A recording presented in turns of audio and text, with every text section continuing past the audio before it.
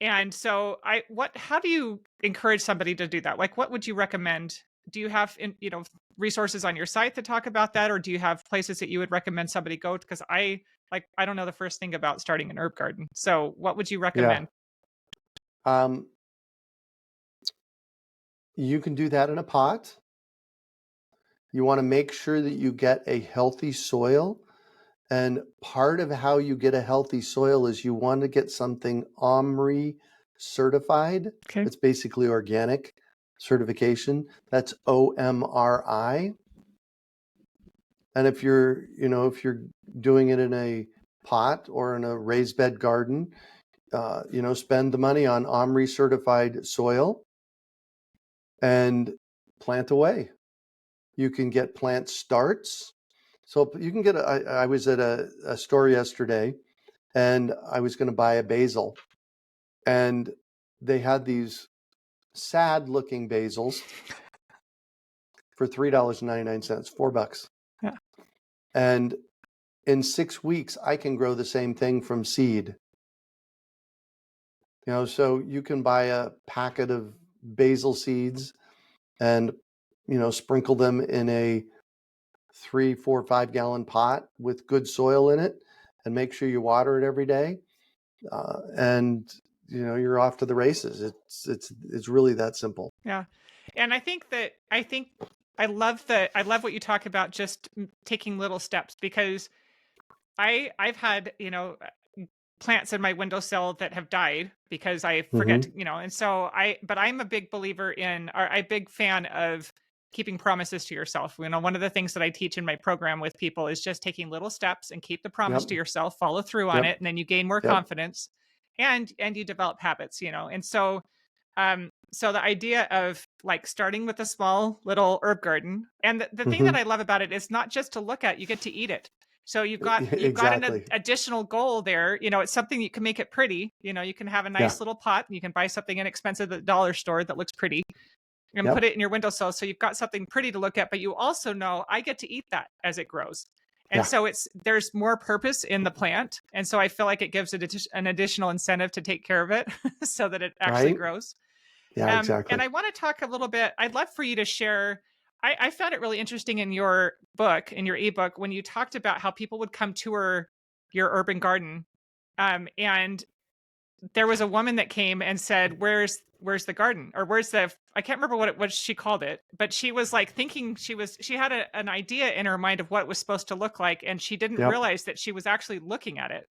So can you Right. share a little bit more about that, and how that Absolutely. developed? I'd like to hear more about, because you didn't just clear everything out. You Over gradually time. grew this over time.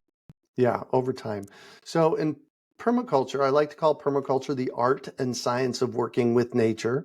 And when you go out to a forest, in fact, I've got an acre and a half of forest out that way.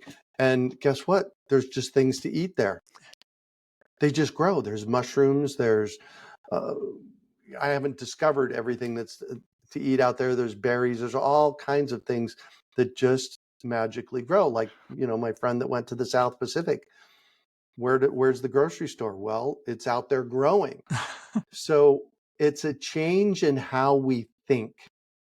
My third of an acre in Phoenix, Arizona, um, went from a grass yard over 32 years into, there was grass in the middle of the front and backyard still, but the edges I had garden beds that just had food growing in them.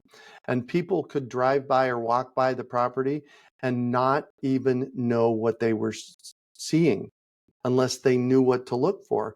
And I have 2 degrees in urban planning that I got in 2004 and 2006. I have a master's in urban and environmental planning. And so, from a city planning perspective, I wanted to make sure that the yard was something that the neighbors would like, and it wouldn't be a complaint generator. Yeah. So, there's a certain amount of work that goes into it, not a lot, especially once it's established. I had a an oregano plant that I bought in a 4-inch pot, I'm going to say in 2008. And when I left there 15 years later, that oregano had been moved from one part of my yard to another, and it covered an area that was 70 square feet. Oh my gosh. It just spread and expanded. Yeah. And I planted open pollinated seeds. Open pollinated seeds are not hybrids, they're not genetically modified. And the seeds, basically, when you plant them, they grow and they make a plant.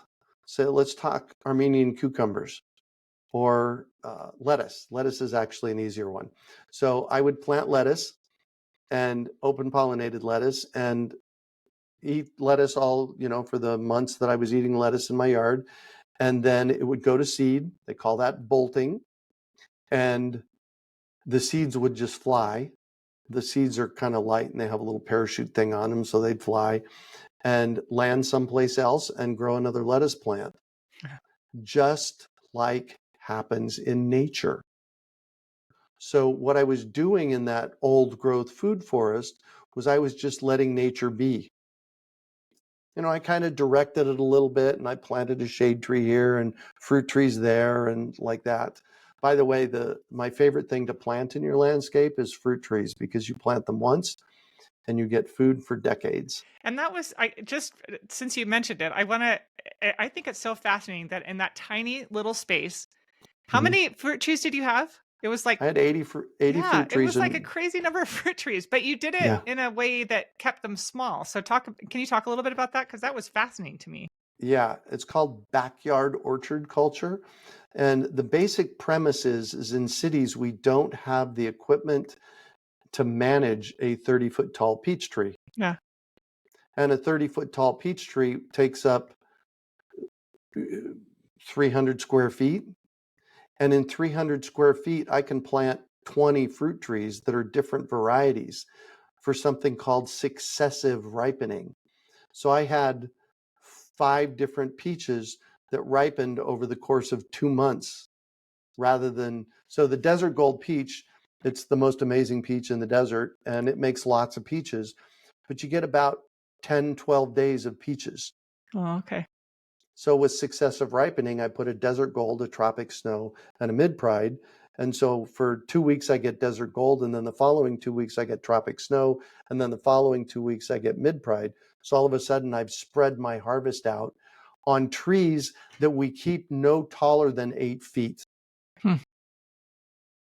So it's a concept called backyard orchard culture.